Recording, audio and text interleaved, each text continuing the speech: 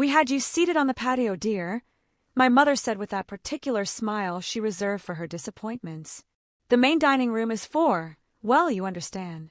I peered through the French doors of the exclusive country club dining area, where my more successful siblings already gathered around the table, celebrating Dad's 70th birthday. Crystal glasses clinked as they toasted their latest accomplishments, designer labels shimmering under the chandelier light. I nodded softly, smoothing my simple black dress.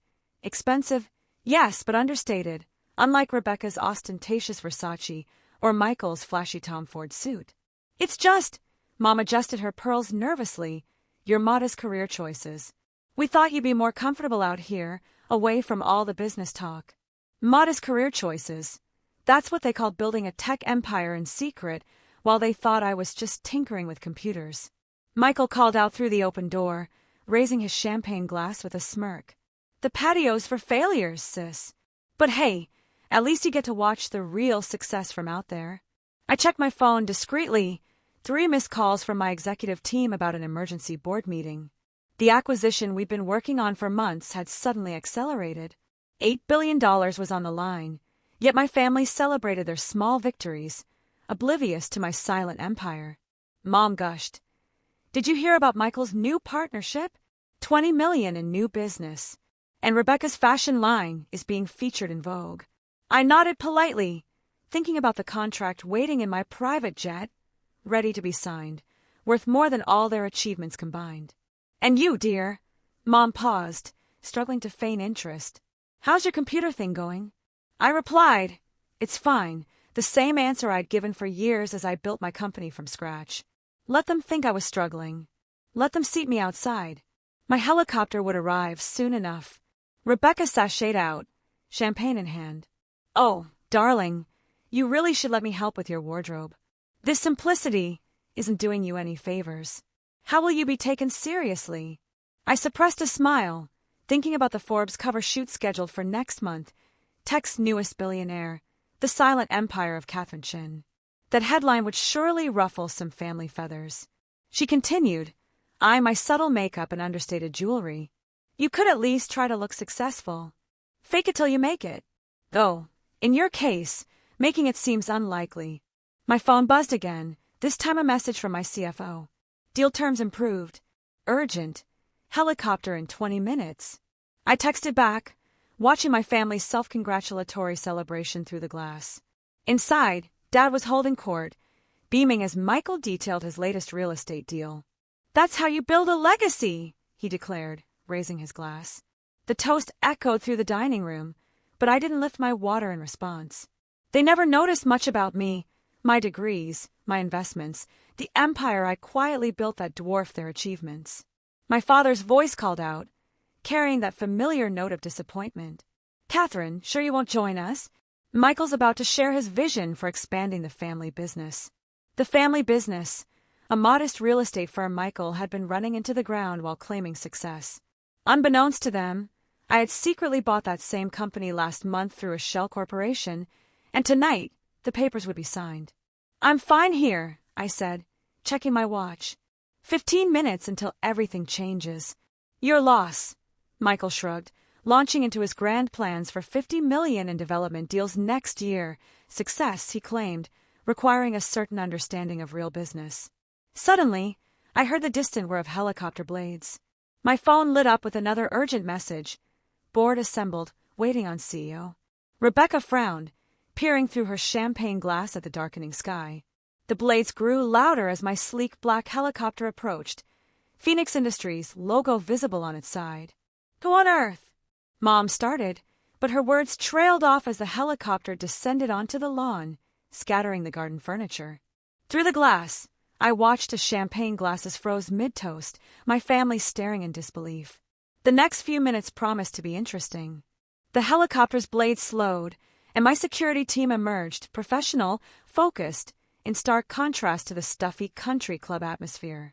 My head of security approached me on the patio. Miss Chin, he said crisply, the board is ready.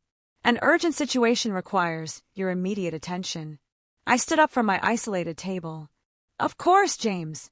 The acquisition papers are ready. I pulled out my simple leather briefcase, Rebecca had mocked it as unfashionable just hours earlier. $8 billion pending your signature, James continued. Markets in Asia open in 3 hours. Suddenly, the sound of shattering glass drew my attention. Michael's face drained of color as he realized what was being discussed. $8 billion, casually mentioned on this patio. Catherine, my father stepped onto the patio, voice uncertain. What's going on? I smiled, pulling out my phone to show the breaking news alert. Tech giant Phoenix Industries in final stages of historic acquisition. Theo Catherine Chin to close $8 billion deal. Just some business that needs my attention, I said casually, enjoying Rebecca's wobbly heels as she stumbled backward. You know, my little computer project you never bothered to ask about. Michael sputtered. You can't be CEO of Phoenix Industries. I finished for him, the same Phoenix Industries buying up tech across 3 continents, set to close the largest deal of the year. The one that secretly bought your struggling real estate firm last month. I paused, letting the truth sink in. The patio fell silent, except for the hum of the helicopter. You bought our company? My father asked, voice cracking. Through a shell corporation, I confirmed. Michael's success was actually a failure. His books were a mess, and I was there to save the family legacy before he bankrupted. Rebecca's designer dress now looked gaudy instead of impressive. Why didn't you tell us? She demanded. Tell you? Like when you told the country club I was just finding myself with a startup, or when Michael told his partners I was an amateur.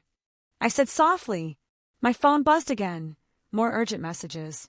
The situation was time-sensitive, but I was savoring this moment too much to rush. James's voice interrupted gently. The board is waiting.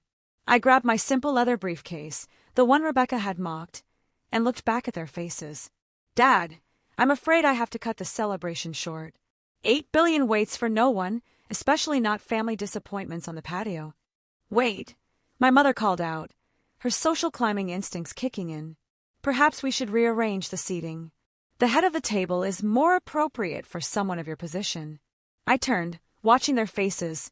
Years of backhanded comments, of being relegated outside, of being dismissed because my career was modest. After all that, I finally had the upper hand. Michael stepped forward, smiling thinly. Sis, we should discuss this. Explore some synergies. Synergies? I raised an eyebrow. The business I already own? The one you ran into the ground? Another helicopter approached, my final paperwork arriving on schedule.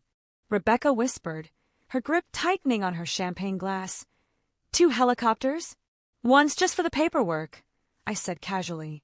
When you're closing an $8 billion deal, proper transportation is essential. In the days that followed my dramatic exit, my family's efforts to mend fences and regain their pride were relentless. My phone buzzed constantly with their messages, especially from Michael. We should discuss the future of the real estate firm.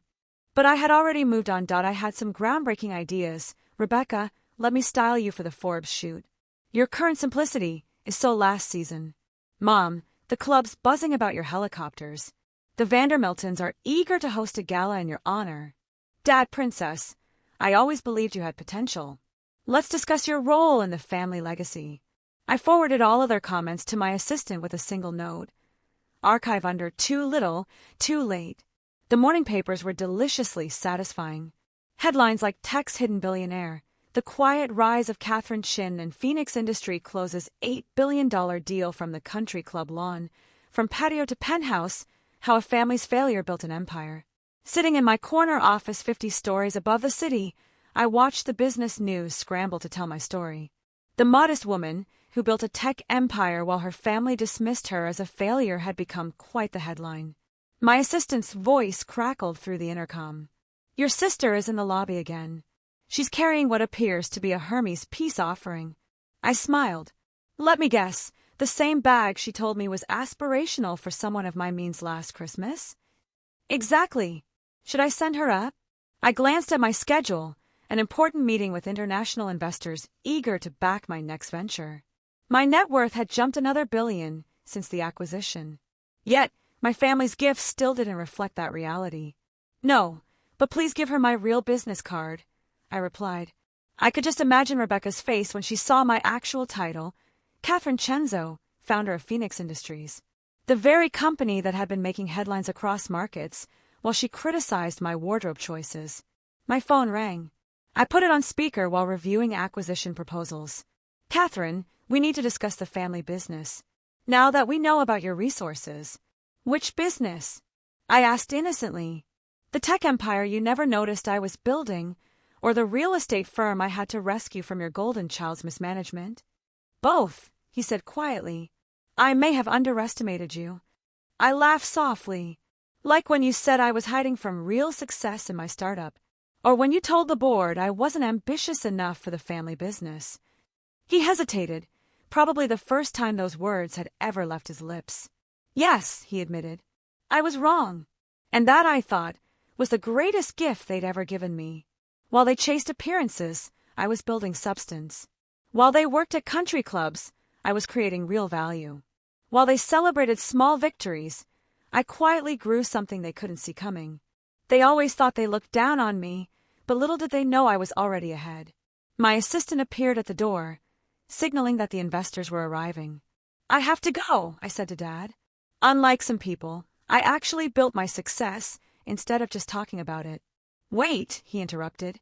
Your mother's hosting a family dinner tonight. Can't make it. I'm closing another deal, I replied. Feel free to discuss Michael's $50 million dreams, probably from the patio. The next day, my phone buzzed nonstop with texts. Apparently, my feature in Fortune had gone live. Michael, one message read, this changes everything. We should strategize. Mom, darling, I always knew you had potential, another blurbed.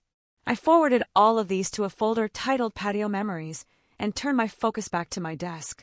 One proposal caught my eye, an opportunity to buy the very country club that had exiled me to the patio all those years. My phone buzzed again, this time from the family group chat I'd been excluded from for years. Emergency family meeting tonight. Mandatory attendance. We need to discuss the future of the Chin family enterprises. I shot back a single message, can't attend. Too busy being successful in my own way.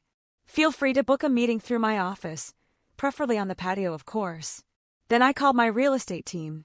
Make the offer on the country club, I said. And when they accept, change the seating policy. Success no longer belongs to just the dining room. The next morning, my family arrived at their favorite lunch spot to find new ownership notices on the doors. A Phoenix Industries property, Catherine Chenzo. Sometimes, success doesn't need designer labels and champagne toasts. Sometimes, it just needs to be revealed at the right moment, when those who doubted you finally realize the person they exiled to the patio now owns the entire club. Me. I returned to my modest office, which now boasted views of half the city skyline. Because sometimes, the best revenge isn't proving them wrong, it's letting them discover how right you've been all along. The secret board meeting they dismissed as trivial added another $1 billion to my net worth. The helicopters they stared at in shock are just 2 of the fleet I manage globally. The simple black dress they mocked, custom couture costing more than Michael's annual salary, was just the beginning. But the greatest victory wasn't money, power, or even vindication. It was knowing I'd built something real, something lasting, that didn't need designer labels or country club approval to prove its worth. The next time I get an invitation to a family event, it comes with a handwritten note. Head of the table reserved for you. No patio seating available. I send back my regrets and a copy of my latest acquisition report, along with a note. Sorry, busy buying another company. Let's discuss it over champagne, preferably the kind that doesn't shatter when you hear big numbers. In the end, success isn't about where you sit at dinner. It's about owning the entire restaurant, and maybe the patio where they once thought they could hide their shame. Welcome to my empire.